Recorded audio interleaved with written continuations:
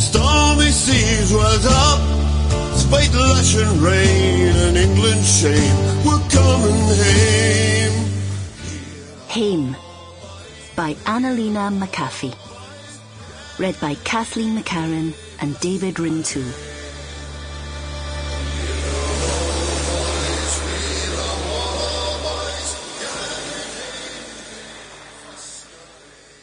Here's to us, was like us, Guy few, and they're odd deed. Scottish toast, traditional. A language is a dialect with an army, attributed erroneously to linguist Max Weinreich, 1944. Part 1. Incomers.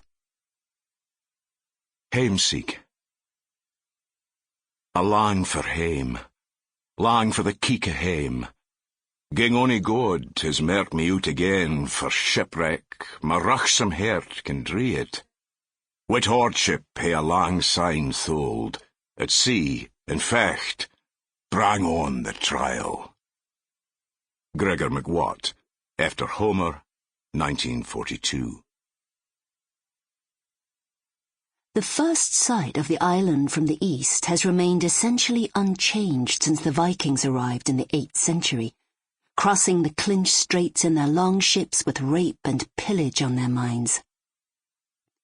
Today's visitor, travelling on the ferry and anticipating a little hiking, sightseeing, or a dish of prawns and a sing-song in the pub, sees the same distant wide green platter surmounted by a central conical peak that greeted Sigtryg Barelegs and his warriors when they hastened across the sea to lay waste to the island and its inhabitants. The low whitewashed buildings of today's Foscari were of course absent in 795, when the Pictish natives, alerted by lookouts on Bain Mamor to the curved prow purposely skimming the waves towards Finverinity Bay, cowered in their summer settlement on the western strand of Lusnahara, while up at the priory, on the tidal islet of Calisay, sandaled monks scrambled to conceal chalice, paten, and reliquary casket before the heathen onslaught.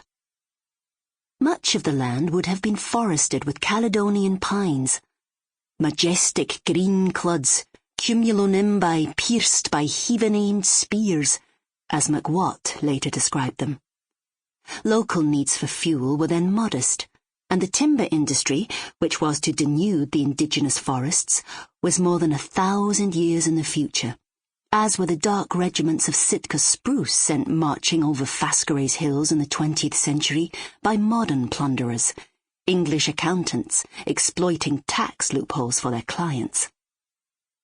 But these changes, along with the single-story croft houses and byres, the fishermen's terraced cottages, the big house, kirk, manse, rudimentary hauff or inn, the 19th century innovation of Finverinity Pier, and the narrow granite Temperance Hotel, the 20th century arrival of general store and post office, primary school, gift shop, tea room and museum, and the architectural extravagances of the Balnaseg Centre in the northeast, have no more shaped and defined Foscari than has the spindrift blown in on its storm-lashed shores. The island, part of the Foscarides archipelago, is a remnant of an extinct Neo-Proterozoic ring volcano, rising from a 40-metre seabed plateau to the 874-metre peak of Bain Mamor, comprising granite, gneiss, pyrite, and gabbro-igneous moine rock, a granite ballad, in McWatt's phrase, and has been inhabited for more than 8,000 years. Foscari's diverse geological features, its lochs and hills, highlands and lowlands, peat bog and forests, its beaches of blonde macher grass and ivory sand, scattered shells and strewn boulders, its steep cliffs and deep caves, contained within the span of a small island that can be circumnavigated on foot in a single summer's day, have in more recent times earned the island the sobriquet Scotland. Sample complete. Ready to continue?